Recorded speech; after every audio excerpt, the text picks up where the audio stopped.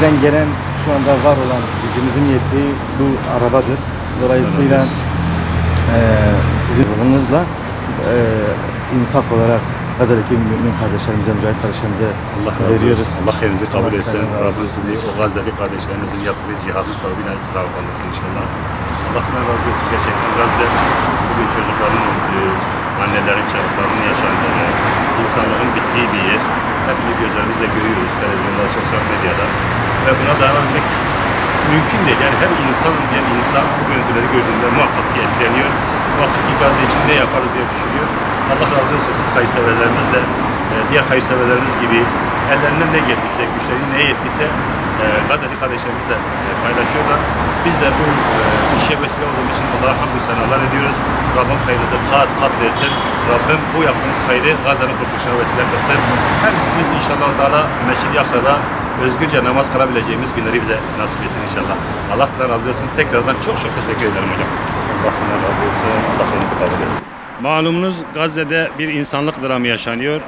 Gazze'de çocuklar, bebekler öldürülüyor. İnsanlar hastanelere gidemiyor. İlaç yok, su yok, yemek yok. Ve biz bunu bir yılı aşkındır televizyonlarda seyrediyoruz. Ancak insanlıktan çıktığı görüntüler bu görüntüler.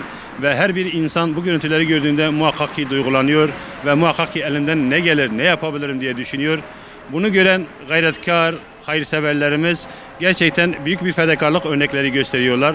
Bugüne kadar evlerini, arsalarını, bindikleri motorlarını getirip bize teslim edip bunu Gazze'ye ulaştırın, bunun satıp parasını Gazze'ye ulaştırın diyen kardeşlerimiz vardı. Ve bu fedakarlık hala devam ediyor. Çünkü Gazze'de henüz çocuklar ölmeye devam ediyor, henüz açlık var, henüz susuzluk var. Ve bunun için bugün de bir kardeşimiz kendi ailesiyle birlikte karar almışlar. En değerlileri olan, belki de ellerinde tek değerli olan arabalarını getirip bugün anahtarlarıyla birlikte, ruhsatıyla birlikte vakfımıza teslim ettiler ve bunu ne olur hocam Gazze'ye yetiştirin, bunu satıp parasıyla Gazze'deki çocuklara derman olun dediler. Biz de bu emaneti aldık. İnşallah Teala en kısa zamanda bu arabanın satışını gerçekleştirip bunun parasıyla Gazze'li kardeşlerimize ulaşmaya çalışacağız.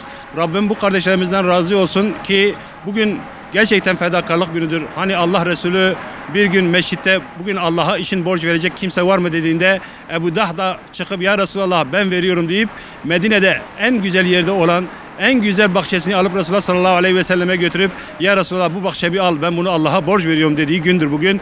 Bugün gerçekten elhamdülillah Ebu Dahdalar ölmedi. Kardeşlerimiz o günkü sahabinin duyarlılığıyla getirip evlerini, arabalarını, motorlarını getirip bugün Gazze'ye gönderilmesi için teslim ediyorlar. Rabbim bu kardeşlerimizden razı olsun inşallah.